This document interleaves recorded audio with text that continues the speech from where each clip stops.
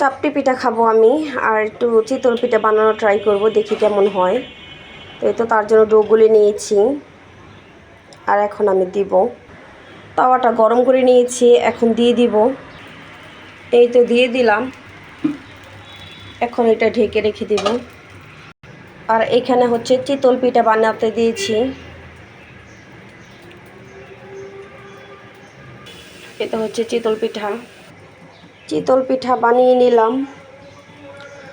ছোট ছোট করে চিতল পিঠা বানিয়েছি, জানি না ভিতর কেমন হয়েছে।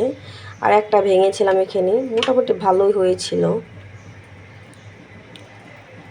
এই তো হচ্ছে চাপটি পিঠা। গরু মাংসের ঝোল দিয়ে চাপটি পিঠা খেতে ভালোই লাগে।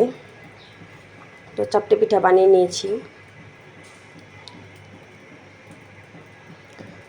অল্প একটি গরু মাংসের তরকারি আছে, এখন ওটা আমি গরম করে নেব।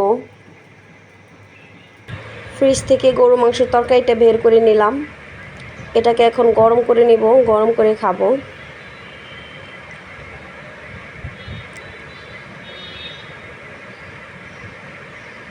বাইরের পরিবেশটা দেখেন, ঢাকা শহর এখন একটু নিরিবিলি, কেউ নাই, চলে গেছে গ্রাম অঞ্চলে ঘুরতে। আর এখানে হচ্ছে দেখেন বাইরে রোদ উঠতেছে আজকে, বাপরে যে গরম পড়বে মনে হচ্ছে অনেক।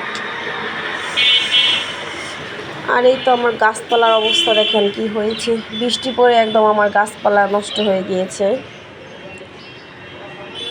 ধনিয়া পাতা গাছ লাগিয়েছিলাম আমি এখানে, একদম মরে গেছে। আর হচ্ছে হলুদ গাছ হয়েছে, এটা হচ্ছে হলুদ গাছ, কাঁচা হলুদ। এটা হচ্ছে বিদেশি খেজুর গাছ। রাস্তায় দেখেন কত রোদ উঠছে আজকে, অনেক গরম পড়বে মনে হচ্ছে। এই সাইডটা তো বাবা অনেক গরম। ভেন্ডি ভাজি করব আজকে দুপুরের জন্য, আর হচ্ছে ভাত রান্না করব।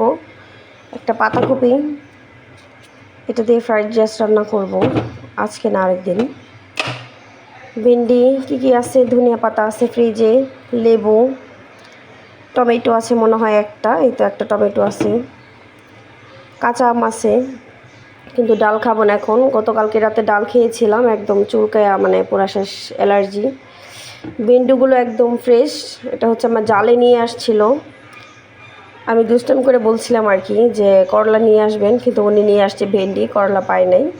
সত্যি সত্যি বাজার করে নিয়ে আসছে, ভেন্ডি কিনে নিয়ে আসছিল হাফ কেজি। তো এই ভেন্ডিগুলো আজকে ভাজি করব, আর হচ্ছে দুপুরে ভাত রান্না করব। মাংস খেতে খেতে আর ভালো লাগে না, আর মাংস এমনিতে আমি গরু মাংস পছন্দ করি না, শুধু ভাত রান্না করব আর ভেন্ডি ভাজি। তো শুভ দুপুর জানাই সবাইকে, সবাই ভালো থাকবেন, সুস্থ থাকবেন, আল্লাহ হাফিজ।